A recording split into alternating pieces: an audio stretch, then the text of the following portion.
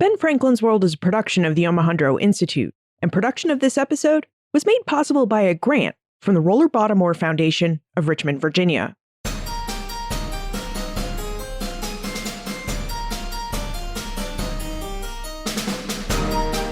Hello, and welcome to episode 250 of Ben Franklin's World, the podcast dedicated to helping you learn more about how the people and events of our early American past have shaped the present-day world we live in.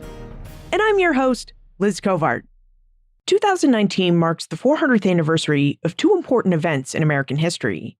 And those important events are the creation of the first representative assembly in English North America and the arrival of the first African people in English North America.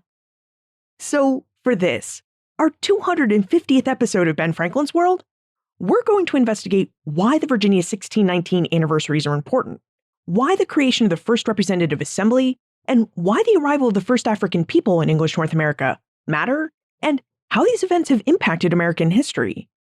Leading us on our investigation is Cassandra Newby Alexander. Cassandra is a scholar of African American and American history, the dean of Norfolk State University's College of the Liberal Arts, and a member of Virginia's 2019 Commemoration Commission. Now, as Cassandra takes us through the world of 1619, she reveals details about the Virginia Company and the establishment of Jamestown and the Virginia colony, when and why the Virginia Company ordered its colonists in Virginia to found a limited representative legislature, and information about how and why the first African peoples arrived in Virginia, and about their experiences and impact in this young colony. But first, as this is the 250th episode of Ben Franklin's World, my colleagues at the Omohundro Institute decided to celebrate. And they decided to celebrate by preparing some bonus materials for you. Firstly, Holly White has created a bibliography that details all the books, articles, and resources that we used to help us think through and create this episode. So if you're looking for more information about the history of early Virginia, be sure you check out Holly's bibliography at vastearlyamerica.com. And secondly, we have bonus audio for you. So if you'd like to know why there's confusion over whether it was the English or the Dutch who brought the first Africans to Virginia, or if you'd like more information about the experiences of some of the first Africans in Virginia, visit vastearlyamerica.com.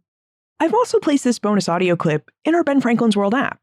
If you don't already have this app, the Ben Franklin's World app is free and available for both iOS and Android devices, which means you can download it right now from your favorite app store. All right, I hope you're ready, because it's time for us to explore the history of early Virginia and the world of 1619.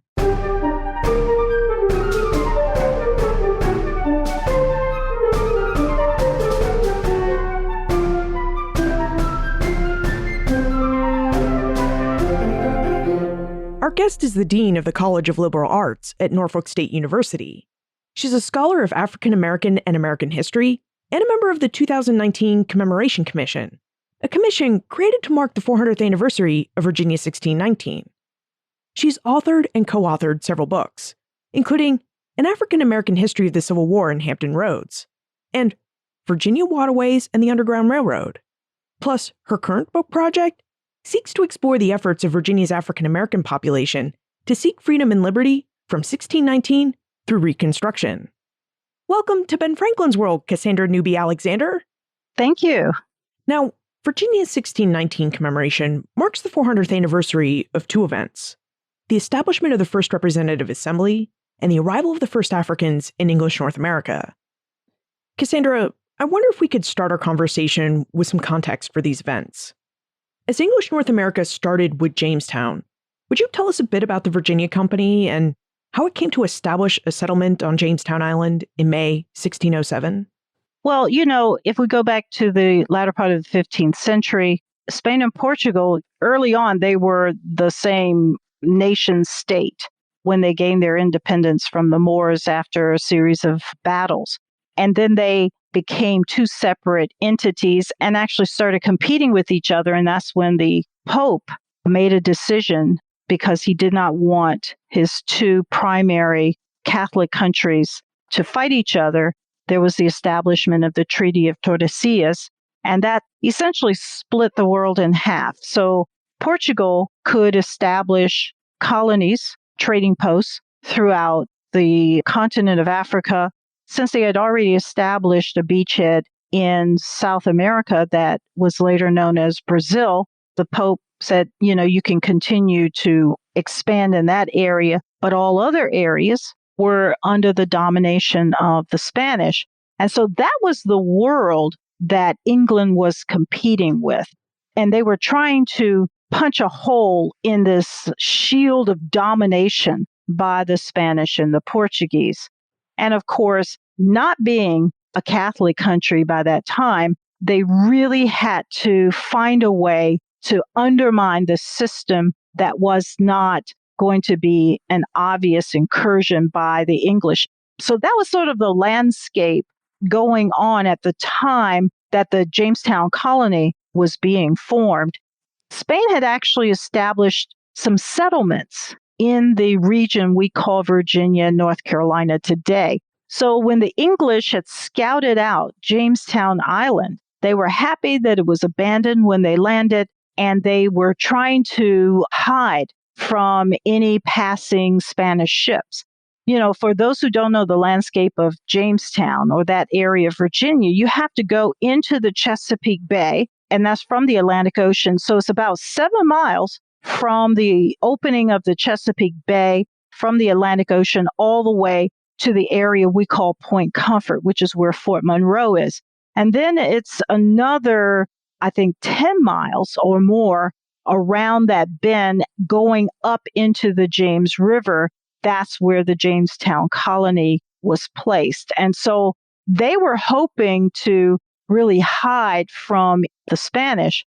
And so the English, in establishing what was essentially a beachhead in North America in this area that was later called Jamestown, the goal was to, first of all, find a space that the Spanish had not established a colony, hopefully find gold, begin transporting that to enrich the people who were funding this operation, because when this group of men formed a company called the Virginia Company of London, initially it was the London Company, the hope was that they would find gold. And for the first 2 years of the establishment of the colony, they were finding what they thought was gold, but it was fool's gold. It was a pyrite that had the appearance of gold. And so the colony was fledgling for almost 2 decades. So there was really some serious doubt as to whether this investment by the Virginia Company of London would succeed. So it sounds like the answer to the question of why the Virginia Company established a settlement on Jamestown Island was because it was an area that was hidden from the Spanish. Now, you mentioned that the Virginia Company was a profit-seeking body. In fact, it was a joint stock company. Did the company's mission, to seek profit, impact the people who worked to establish the settlement at Jamestown? Very much. Each of the American colonies that was established, they were established for very different purposes. The Virginia colony was established to make money. It was supposed to only be temporary. They were hoping, just like with the Spanish invading Mexico, that they would be able to force the native peoples to mine gold for them, and they would take that gold and it would enrich their country. So when they found out that gold really didn't exist in this area, they were really seeking some other way to make money. And that's why they were contacting different individuals who had established plantations in the West Indies. They were encouraging them to come to Virginia and to establish some sort of money-making crop or money-making venture in the colony so that it could survive. And so that's why John Rolfe coming to the Virginia Company and establishing a plantation based on tobacco production was so important to the survival, the economic survival of the Virginia colony. Yeah, historical records definitely paint a picture that life in early Virginia was really precarious for many years. And I wonder if you would tell us why you think the colony struggled as much as it did and how the colony eventually found stability.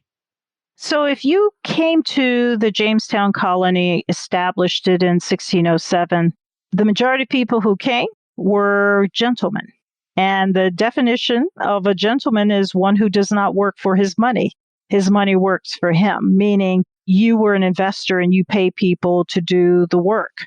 You may have been the manager, but you certainly did not build forts. You did not build fortifications. You did not do any hard labor. So the majority of people who were here were those who were here to find gold.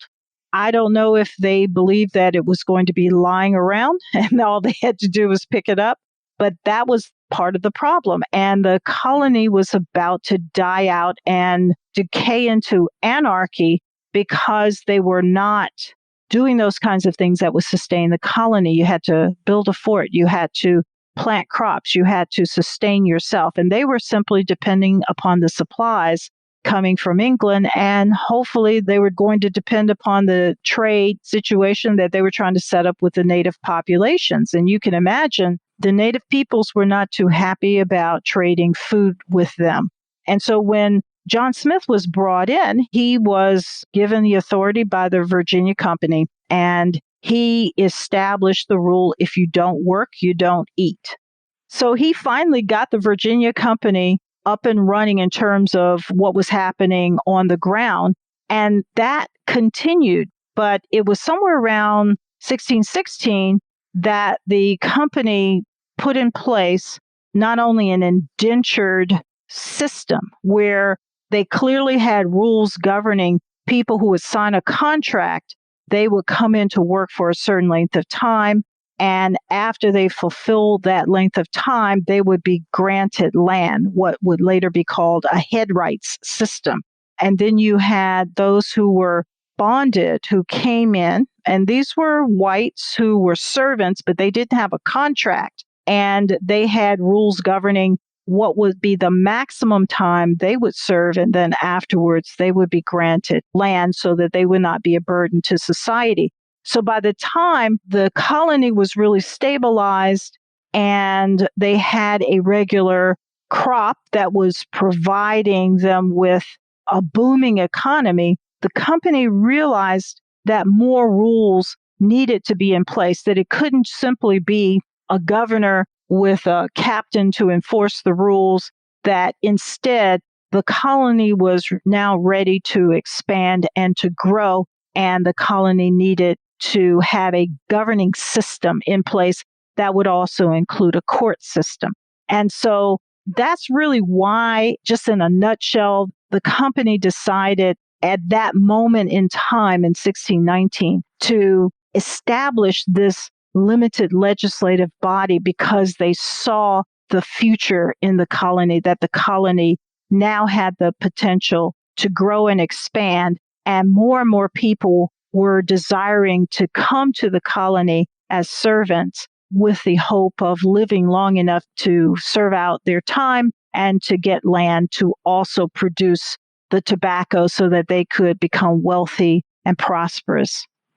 So we have reached the 1619 part of our story, the year when Jamestown and the Virginia colony showed long-term promise, and it reached a point where it really did need more rules and better ways of governing its expanding population. Cassandra, would you tell us more about the creation of this first representative assembly in English North America, and who sat in this assembly and what kinds of governing powers it really had? So the assembly actually met at the Jamestown fort in the church that they had there.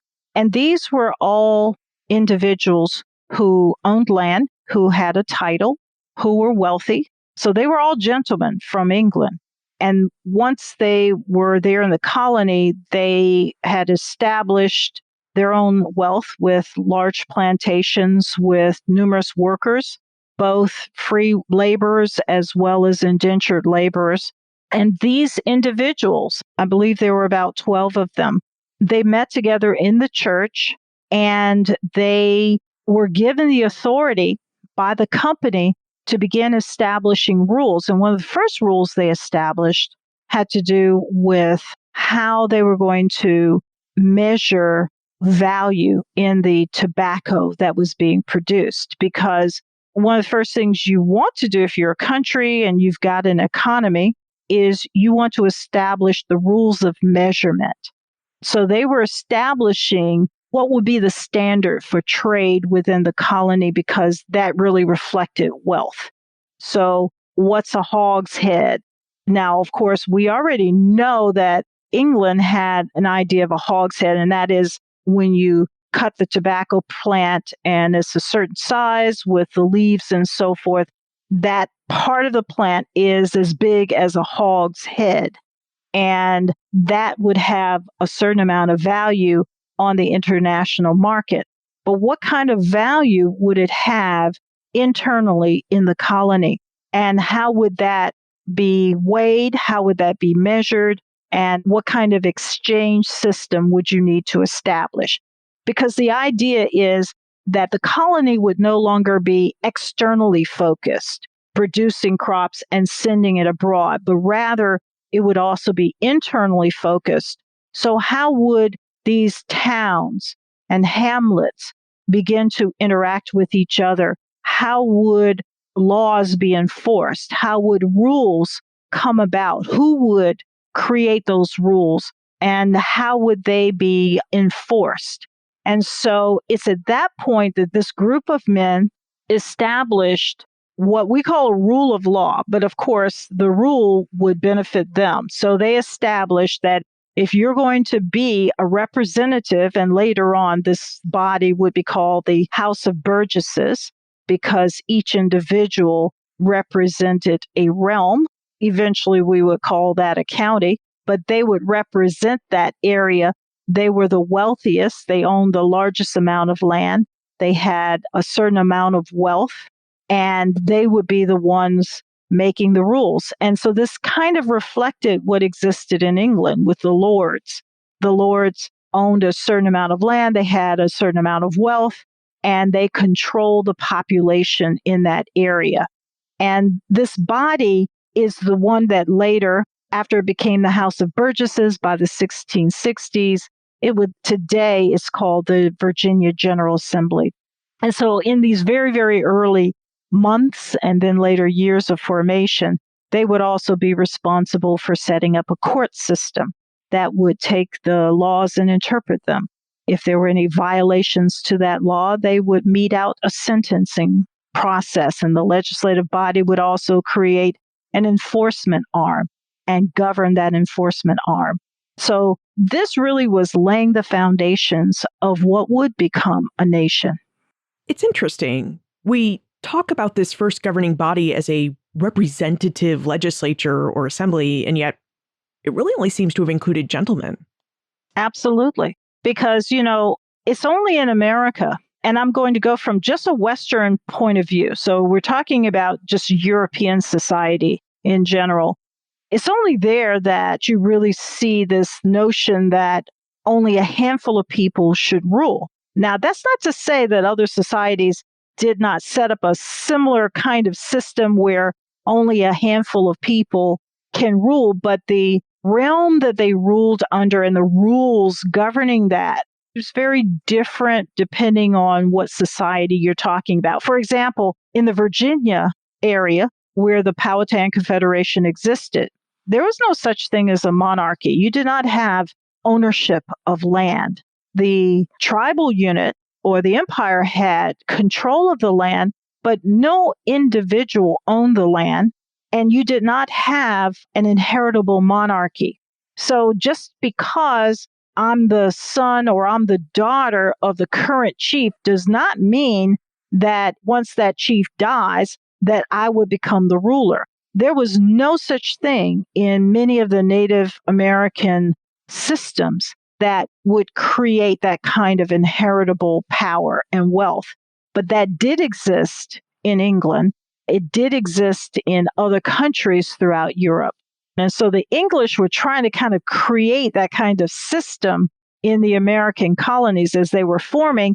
And there had to be some amendments to that. And so the issue is that, as they tried to just create the system and govern themselves as opposed to an outside entity, meaning the Virginia Company of London governing themselves, they still remain very small. And most people don't realize that even after the establishment of America as a separate nation, most people don't realize that a handful of people elected the president. When you look at the numbers, you talk about the Electoral College, You look at how few people were able to actually vote, and those votes, those electoral college votes, determine the election.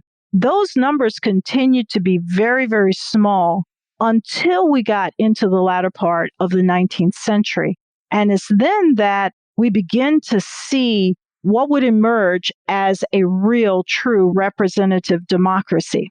So America's democratic system, this limited democratic system that was established in 1619, would actually continue to dominate this country until the latter half of the 19th century. You know, we have a different perception of that time period and of our history because we talk about democracy, but we don't really talk about how limited that democracy was and how the overwhelming majority of people did not have a voice. And it really wasn't until the 19th Amendment was passed, allowing women of all races, nationalities, creeds, and colors to vote, that over 50% of the population was now able to vote.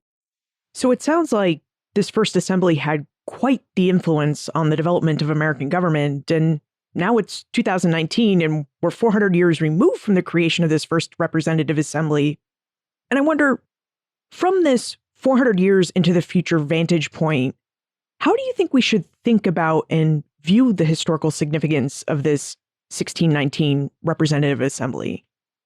I think that if we tell the history of America as if it's already writ in stone from our current vantage point, and we ignore the battles of freedom and equality and rights of citizenship, if we don't understand that it didn't just happen, it didn't happen at the formation of the Jamestown colony, it didn't happen with the Declaration of Independence, it didn't happen with the establishment of our second Constitution or our first Constitution. It didn't happen until much, much later, and not without a lot of effort and sometimes bloodshed. If we don't understand that democracy is not something that is given to us, it is something that people have struggled to have, then we really do not understand the real value, worth, and modeling that America represents. Now, as we said at the start of our conversation, 1619 was a momentous year for English North America because it did see the establishment of this representative assembly we've been talking about. And just a few weeks later in August 1619, it saw the arrival of the first African people in English North America. Cassandra, how did the first Africans come to English North America and why did they land in Virginia? You know, it's a really complicated story that I will summarize. What was happening in Europe were a series of wars that we call the 30 Years' War. And we saw a lot of infighting going on between England, Spain, and Portugal, and many of the other nations who were part of Western Europe.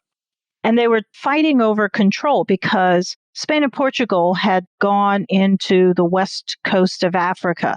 The Portuguese established a trading base down in an area they called Angola. And they were allowed to set up trading. And one of the main things they were trading was gold. And they were sending it, they were enriching their country with gold. But also in conjunction with that, they were trading for enslaved people. These were people who had been captives in war because unlike a lot of the stereotypes, the Africans, first of all, they didn't call themselves Africans. They had ethnic associations.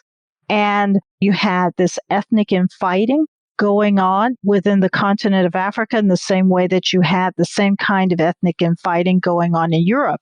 And so whoever was the loser of the battle was enslaved, and these individuals were sold into a slave trade, both internally within the continent and then externally to the Portuguese. And the Portuguese were selling these enslaved people to the Spaniards who were settling a great deal of Central and South America as well as the Caribbean. And what were the people doing? They were essentially raising sugarcane, but also there was quite a bit of industry going on.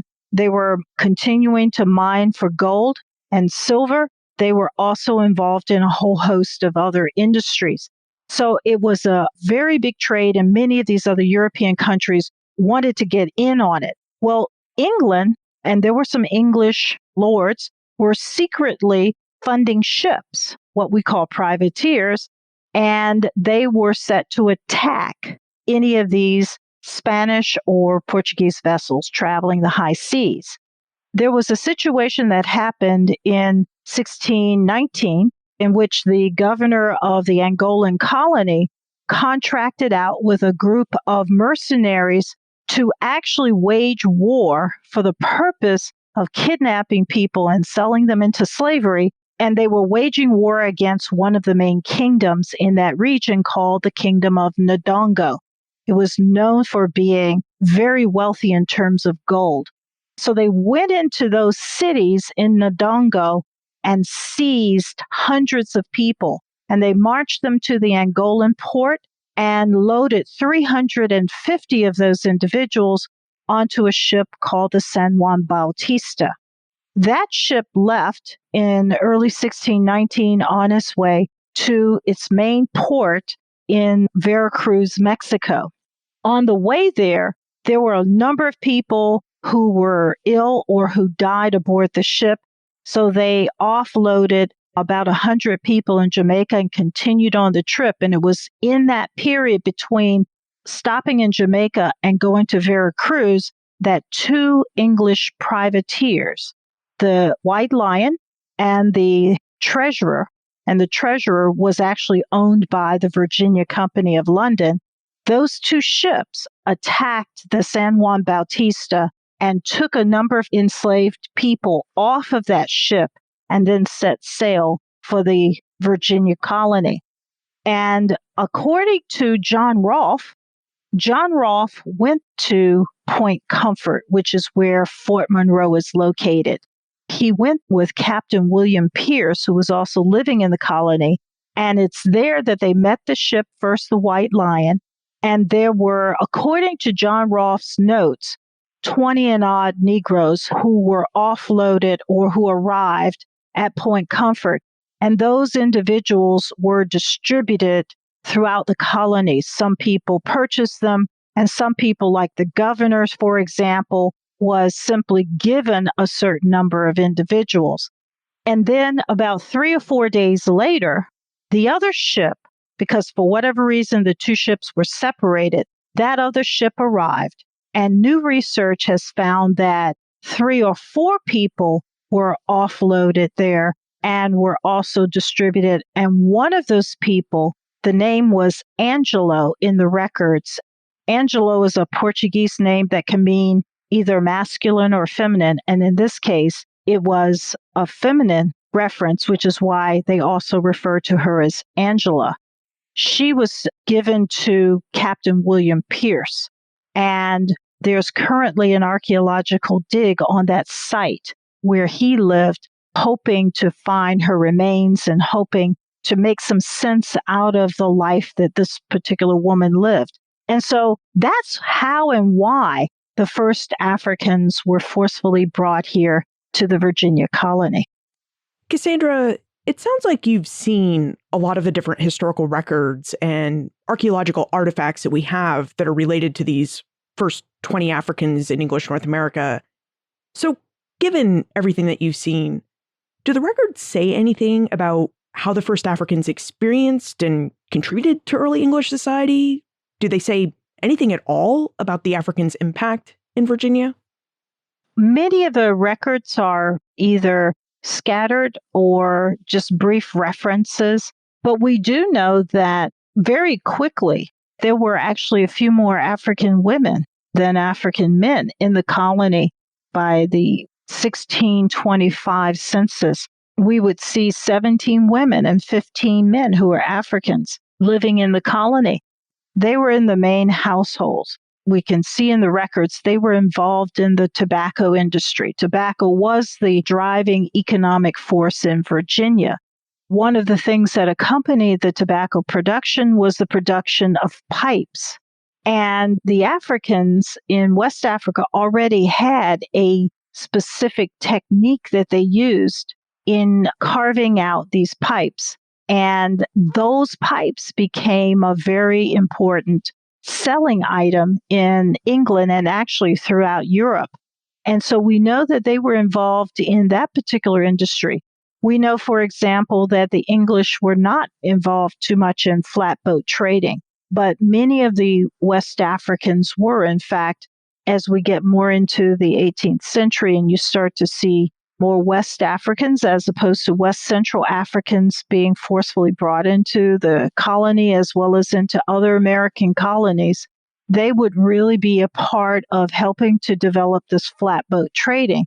And because in Virginia, and especially in this region we call Hampton Roads, that goes all the way from Williamsburg down to Suffolk on the south side, you really see the rivers intertwined throughout the landscape.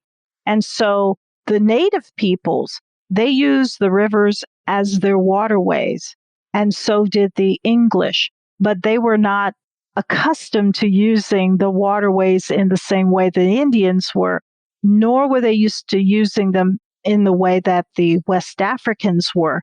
The West Africans came in and applied that particular technology, and it helped, of course, with a booming economy, and it really continued. Africans were very much dominating the maritime landscape and would continue to dominate it even through the early part of the 20th century. We would also see architectural forms being introduced. We would see the evolution of houses that we call the shotgun houses throughout Virginia because of the heat and the summers and so forth.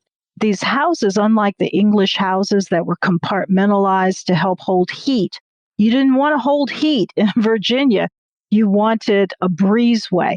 And so the shotgun house is essentially called that because you could take a gun, shoot it through the house, and not hit anything because there's a breezeway from the front to the back door. Native peoples had a similar style of house, but this particular one that was constructed by a number of the Africans became the standard house that was used throughout Virginia.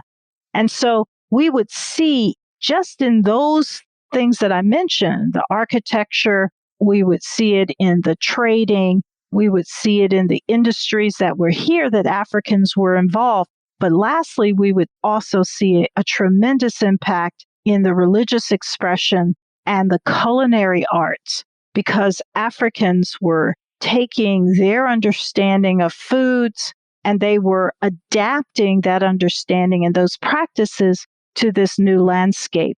What we call Southern cuisine is really African American cuisine. And so this would have an ongoing impact. And there are many other things, music and dance and so forth, that would be impacted by their presence. But lastly, I would say the law.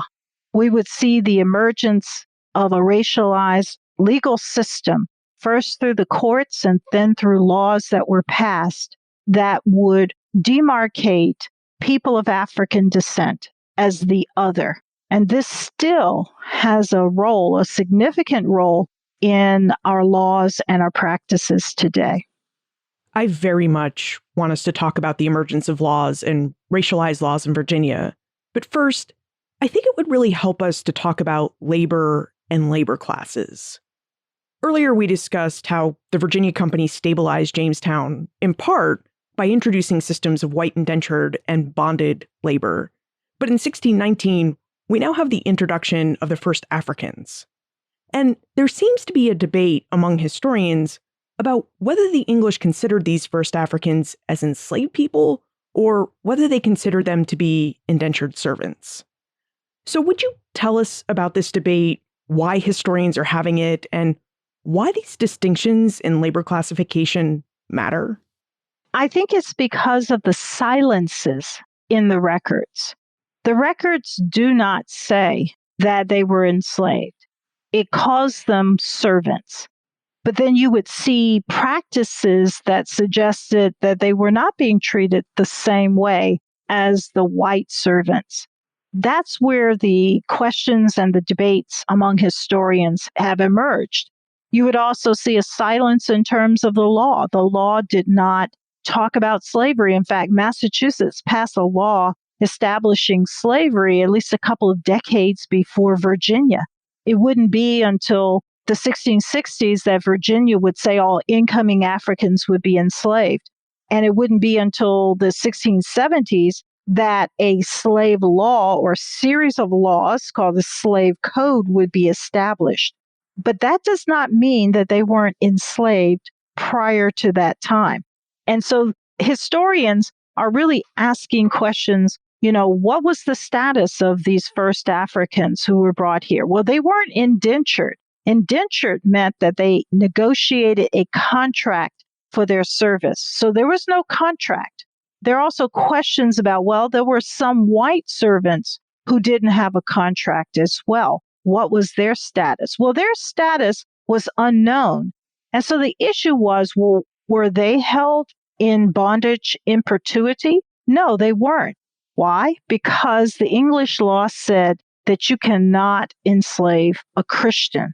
And so this issue of, many of these early Africans coming from the kingdom of Ndongo, coming from that area of Angola that also included the kingdom of the Congo, many of them were Christians. So what was the issue? Well, we're finding in the court records, as well as in freedom suits, that many of these Africans were filing in the court system that the English were refusing to see them as Christians, claiming that only a white person could be Christian. So because they were Black, there was no way that they could be a Christian.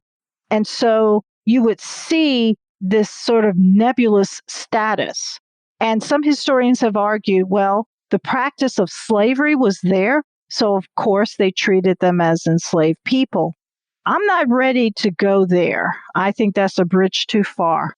I would say that the status was undetermined, and it was allowed to be determined individually by these individuals who were owning them, as opposed to having a colony-wide law that clearly said how they were to be treated.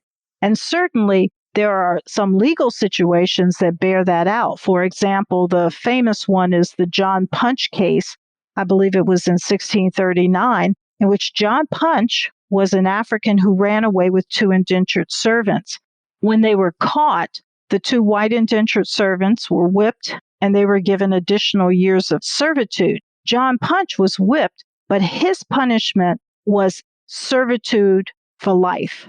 Now, if he was already seen as an enslaved person, you can't enslave an enslaved person. They're already enslaved. And so, because his punishment was to be a slave for life, that really raises some questions about what status many of these people were. And also, it depended upon how they got here. Some of them were brought through this pirating system. Others were brought here from England as well as other places. So I think each person coming here, there was a different status because of how they were brought here. I prefer to use the term bonded or unfree, simply because there was no system in place. There were lots of exceptions to this idea that they were held in bondage in perpetuity, and there was no law to really govern whether or not they were enslaved. So it sounds like it took Virginians some time to figure out what they meant by slavery and how they wanted to define how an enslaved person was different from a bonded person, which, as you noted earlier, a bonded servant could be either a Black person or a white person. So when did Virginians become clear in their definition of who would be enslaved and what it meant to be enslaved? And when did Virginia make the shift from servitude to slavery? Throughout the 17th century, the laws and the practices referred to both white and Black bonded people as servants. You wouldn't see until after the 1640s, Africans sometimes referred to as slaves. But even in the 18th century, I would look at some runaway slave ads, some of the court cases. Often they were still calling blacks servants, but they were not servants. And you could tell they were not servants because they were listed as serving for life. But because they were calling them servants, and you would look at the inventories of these plantations, some of these individuals owned both black and white servants or black slaves, white servants, but they worked together. And many of them, in working together, if they tried to escape, they ran away together. And there seemed to be a much closer alliance between both black and white servants during really that time period, as opposed to what would happen later. And so when Bacon's Rebellion occurred in 1676, and you would see this sort of coalition of black and white servants working together to overthrow the Virginia government, there was an effort after that effort failed by the Virginia General Assembly to begin really setting apart so that blacks and white servants could not see themselves in the same boat, so to speak. So you would see laws being passed that were giving certain privileges and opportunities to white servants. And there was also incentives. They were trying to incentivize plantation owners not to hire or not to buy white servants, instead to only buy enslaved black people. And so we would start seeing a slow shift away from white indentured servants to enslaved black people from that period going into the middle part of the 18th century. And this shift would really be significant because it was accompanied by a series of laws that were ensuring that whites were given privileges and were seen at a higher status level than blacks. And that was to put that wedge, even though the two groups still had a lot in common, it was to create the illusion that there was a real separation between those two groups. The law is something that has come up several times throughout our conversation, and creating rules and a system to enforce those rules were tasks that the Virginia Company gave to the First Assembly. So it really seems like rules and laws were essential to Virginia's shift from servitude to slavery.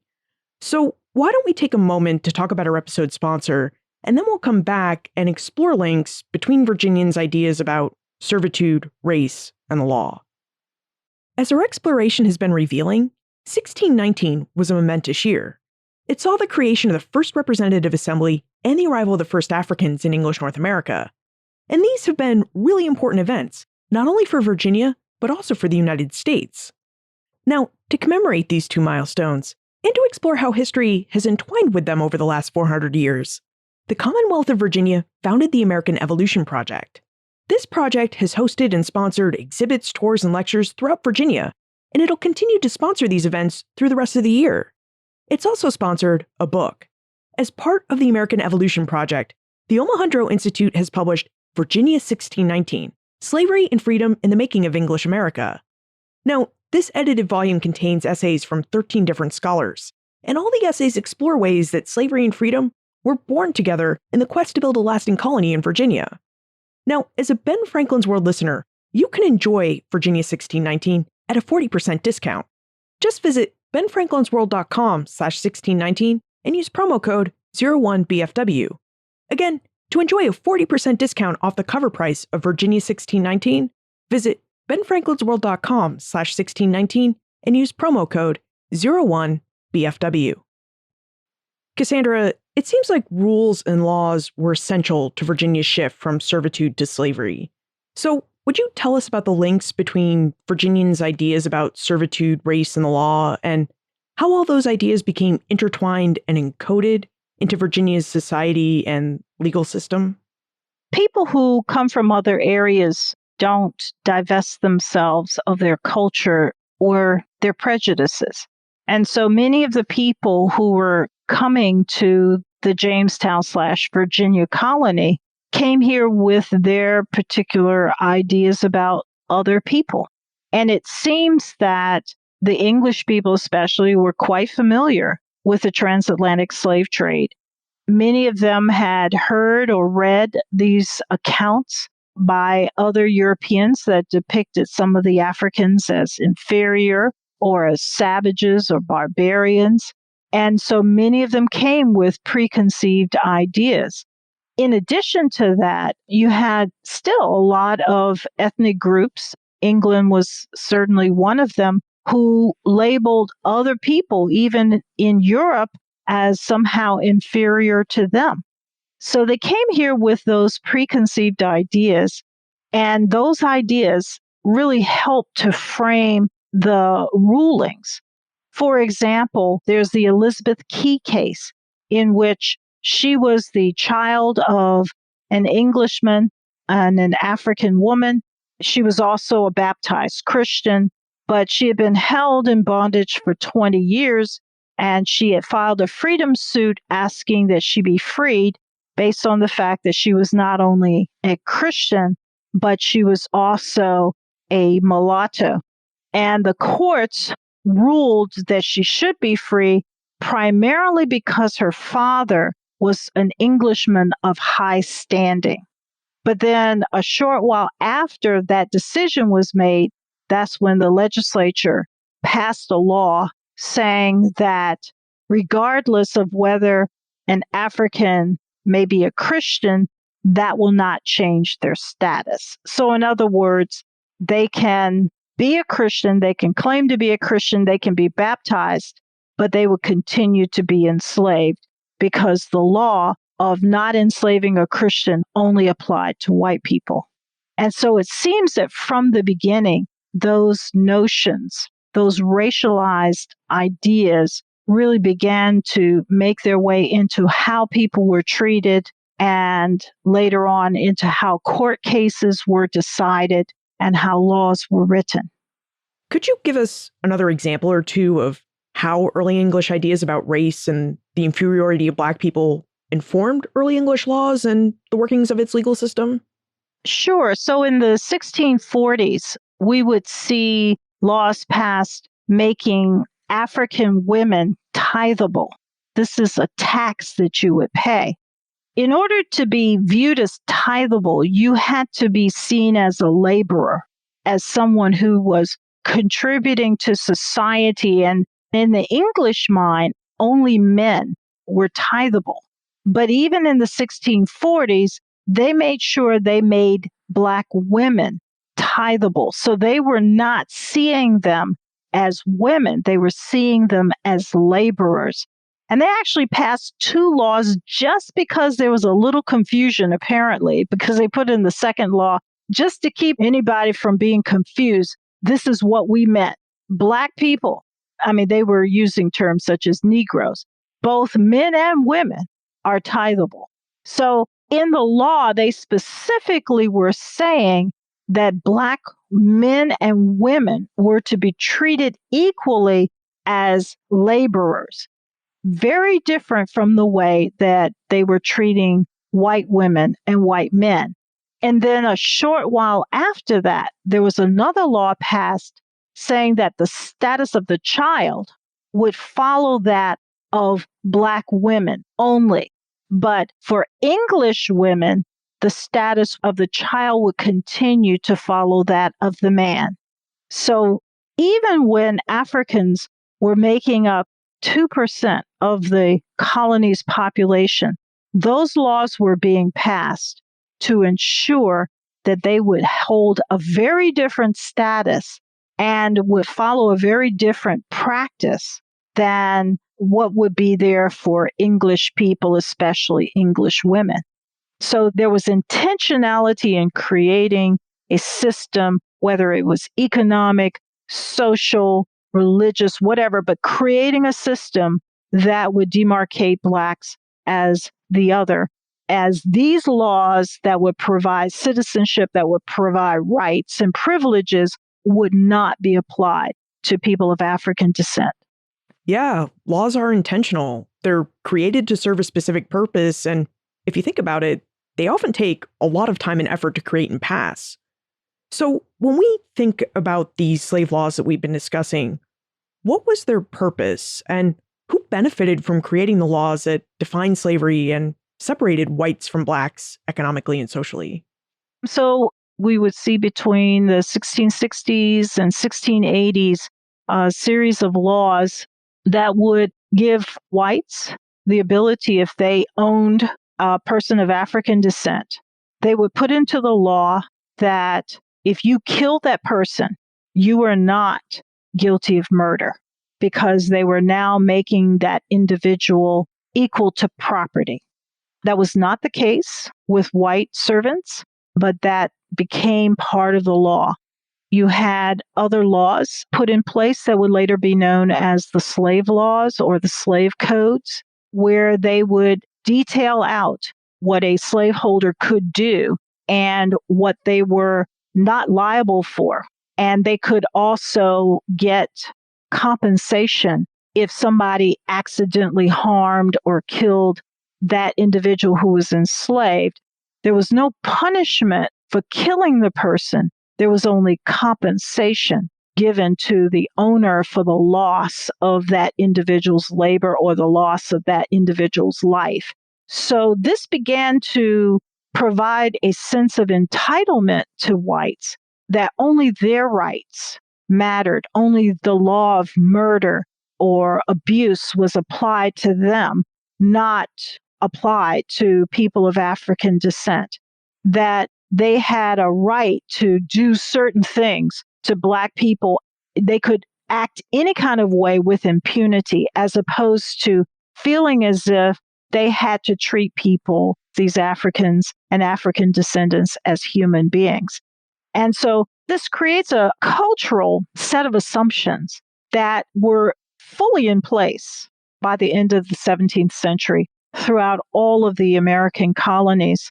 But most importantly, if you are able to hold on to a person in perpetuity and their descendants in perpetuity, and you can do anything you want to this individual and you are not in violation of any law, then all the wealth that you are acquiring from their labor, you can even impregnate African women and sell your own children as if they're simply commodities and make money from it.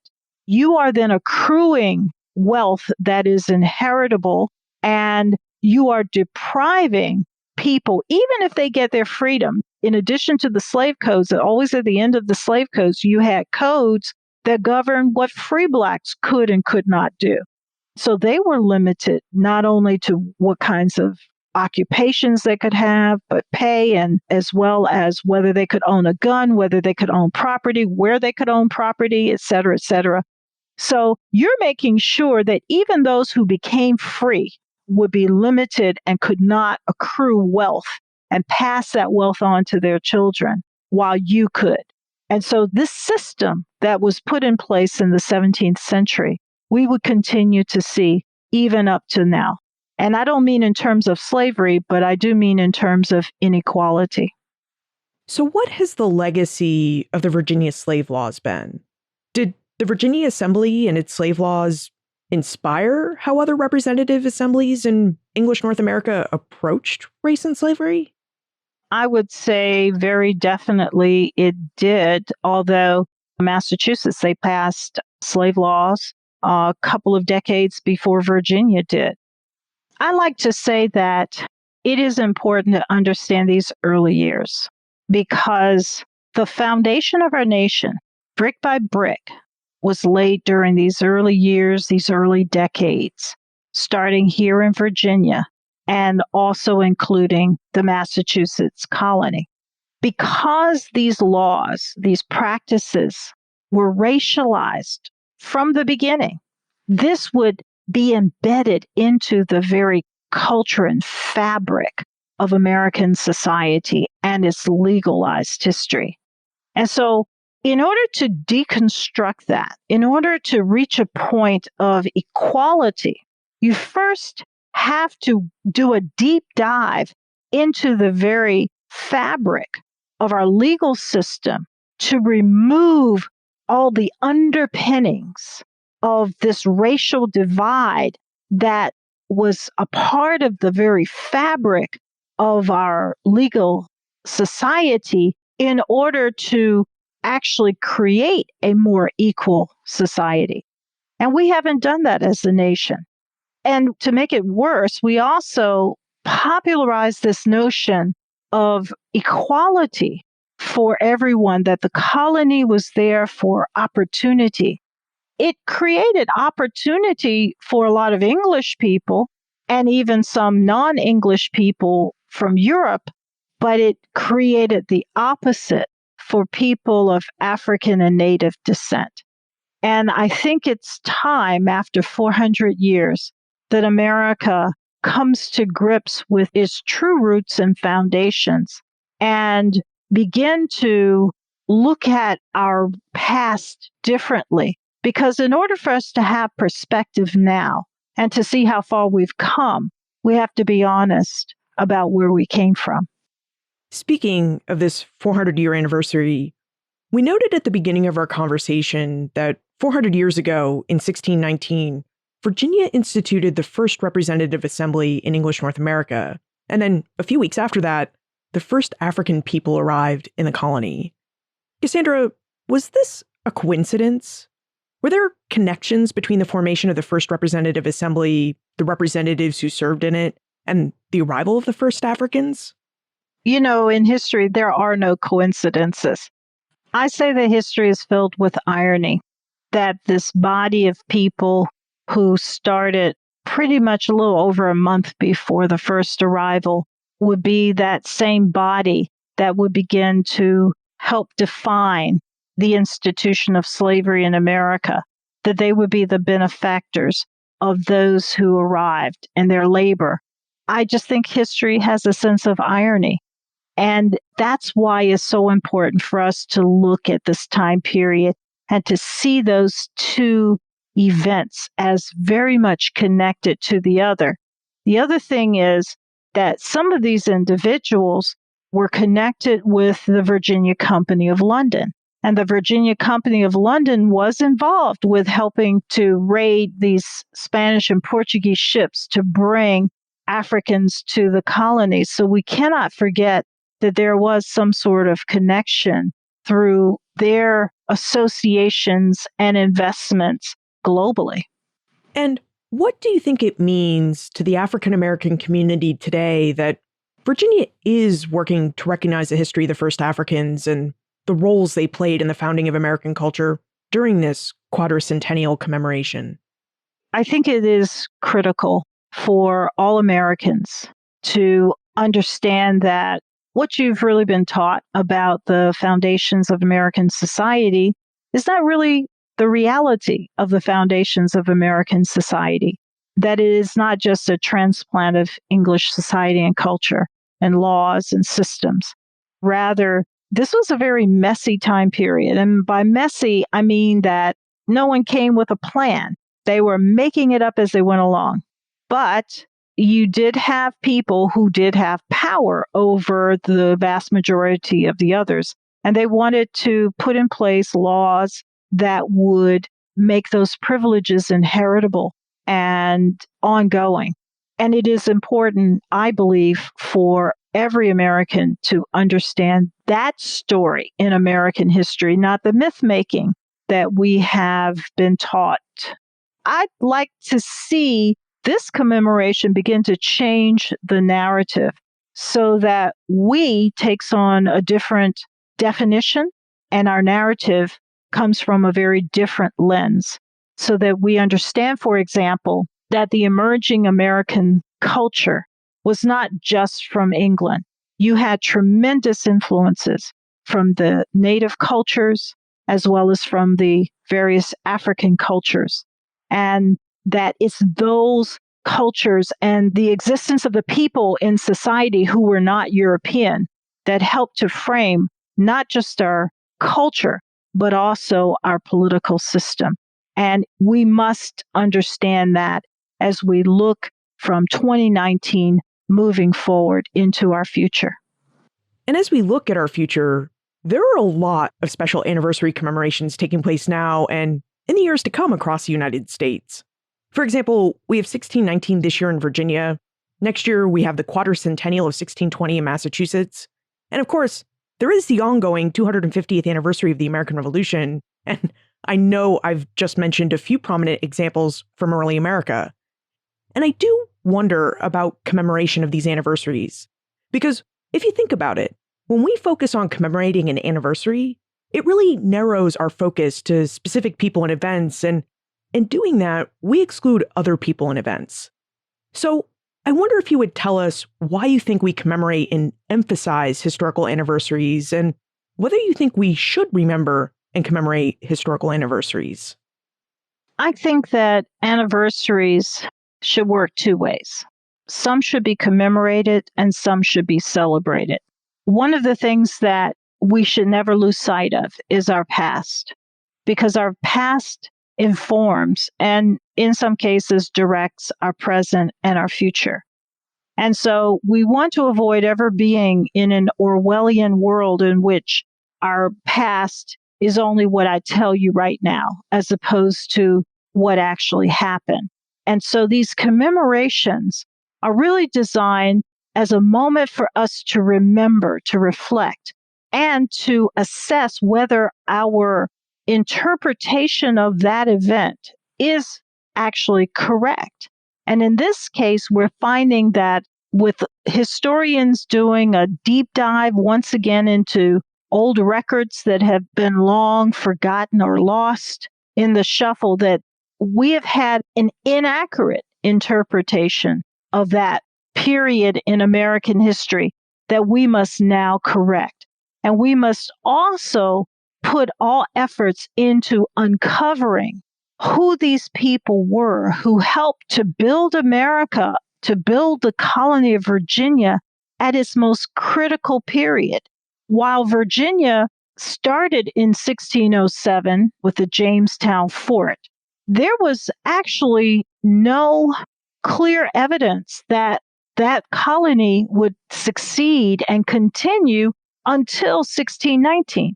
To understand that this limited legislative body was formed in 1619 is a clear indication that there was confidence that the colony could survive.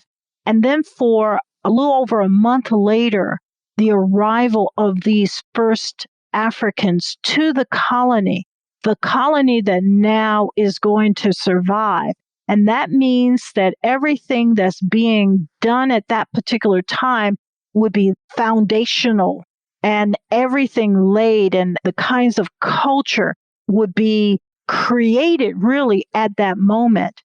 It is important for us to recognize that and not to remove the presence of people because they don't fit a certain narrative in which we want to celebrate something, but rather to look at this and say, we need to be very inclusive. And that also means stop extracting Native Americans as being inconvenient to our narrative. The moment Pocahontas died, you see in a lot of narratives, there are no more Indians here in Virginia. Well, of course, we know that's not true. In fact, until fairly recently, with the archaeological work that's being done, the narrative was that there were no Native peoples living in the Jamestown colony or living within the confines of the Jamestown fort. We're finding out that wasn't true. And there on William Pierce's plantation, some of those individuals buried might actually be Native peoples. And so this helps to change our understanding and the image that we have of that time period and who was there and how people interacted. And I think that that's critical to our perception of our past. And so commemorations help us to not only refocus our understanding, but it encourages historians to go back and re-examine those interpretations and hopefully come up with something that is newer, that's fresher, and that's more accurate to what actually occurred. Now we should jump into the time warp. This is the fun segment of the show where we ask you a hypothetical history question about what might have happened if something had occurred differently or if someone had acted differently.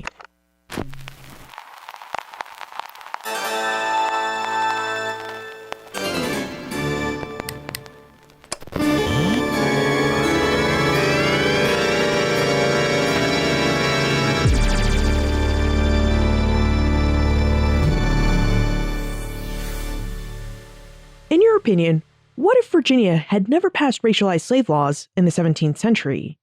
How might the trajectory of race in American history have been different?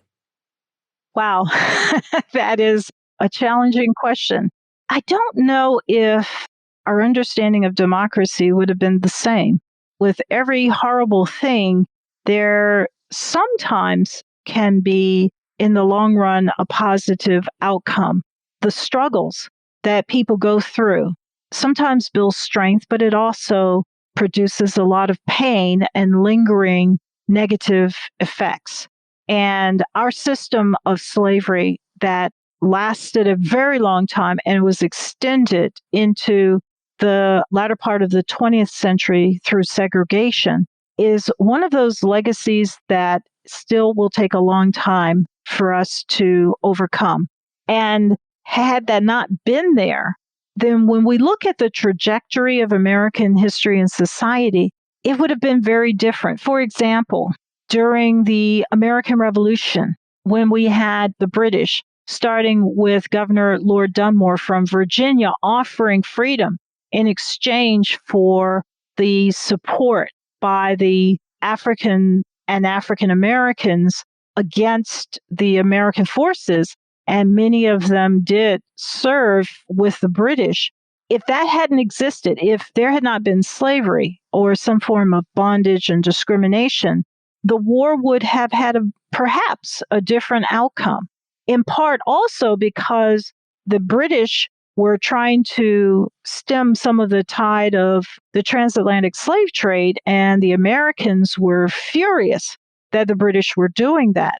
In fact, the American government, or different governments, all these different American colonies, were sending ships to the West Indies trying to get more and more enslaved people. And they were very upset that England was not providing them with more enslaved people. And this is from about the 1720s through the beginning of the American Revolution. And so that whole dynamic would not have been there. And so would we have actually fought a war for independence?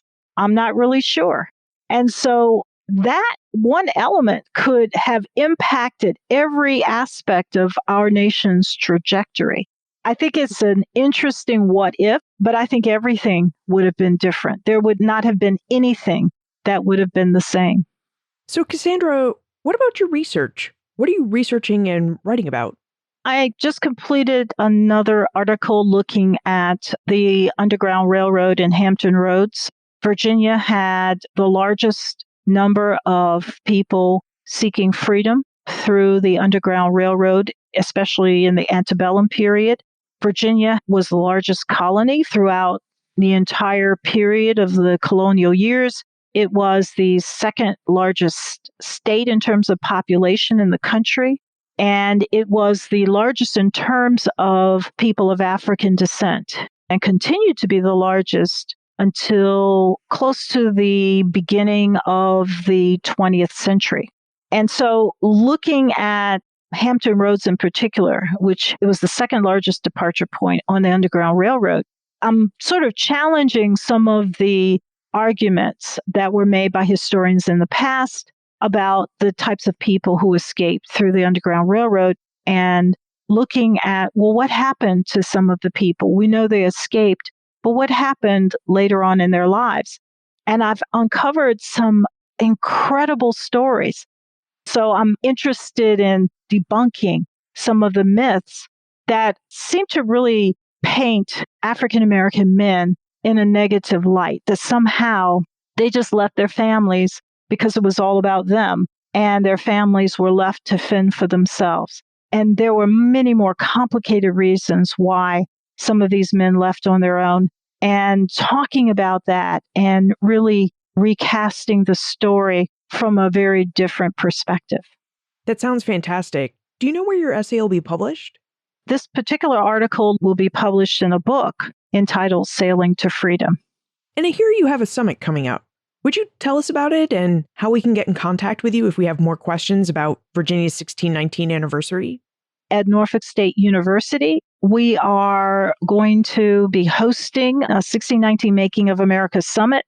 It is on the 2019 American Evolution website, and we hope that people will sign up to either come to our summit with a lineup of incredible panelists or watch it. It will be simulcast, so you have to register for that.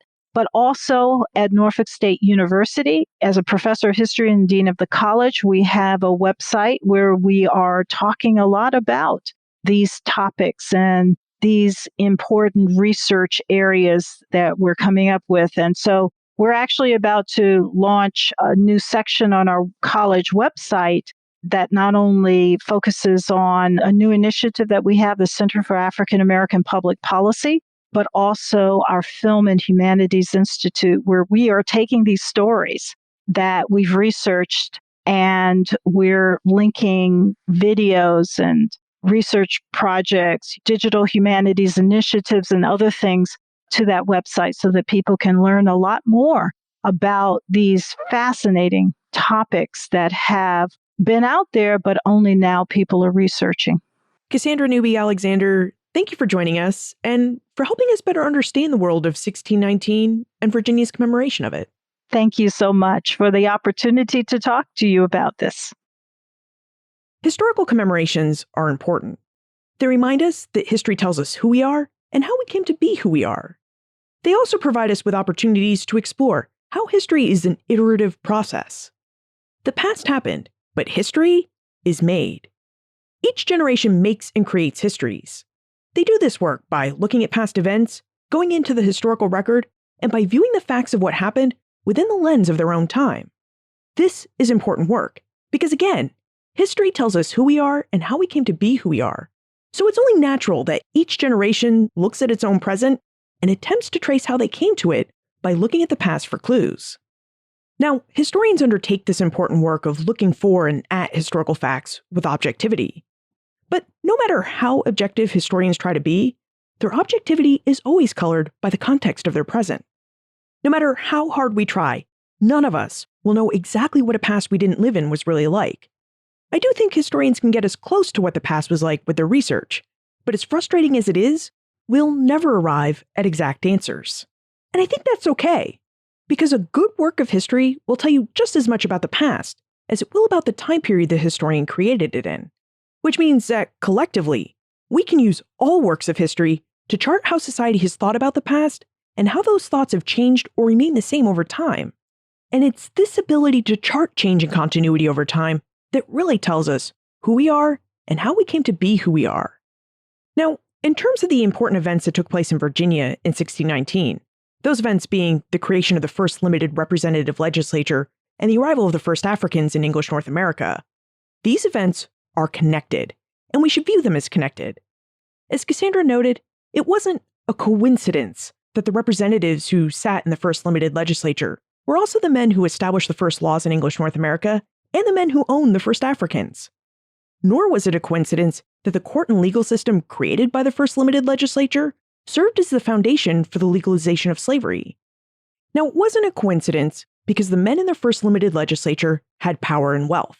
Slavery was a system that increased and perpetuated power and wealth. So the men in the first legislature created a system that perpetuated power and wealth, which they passed on to their sons and grandsons, who in turn passed on more wealth and power to their sons and grandsons.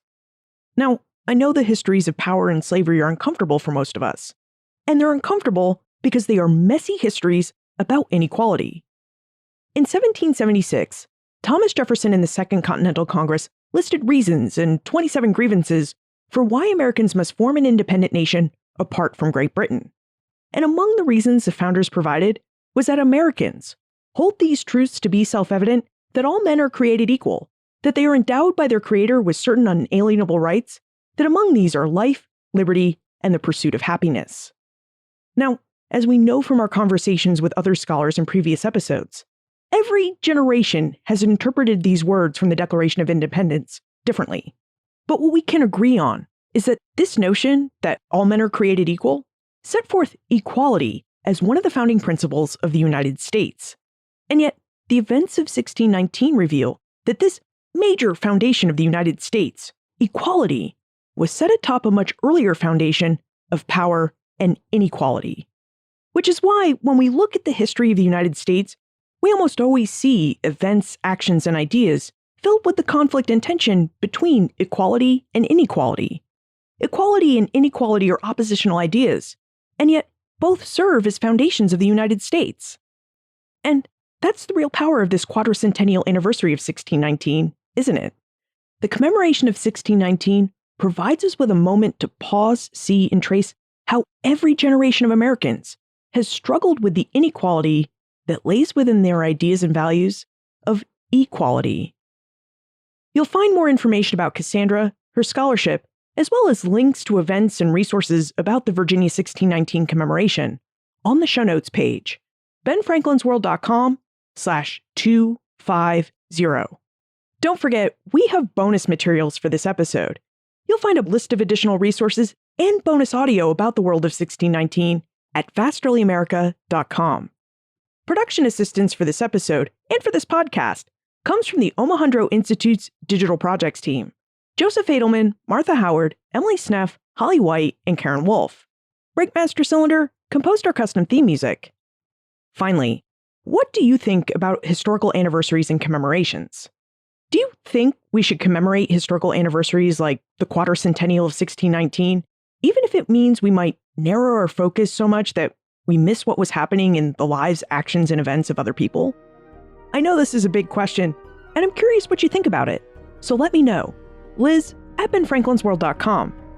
Ben Franklin's World is a production of the Omohundro Institute, and production of this episode was made possible by a grant from the Roller Baltimore Foundation of Richmond, Virginia.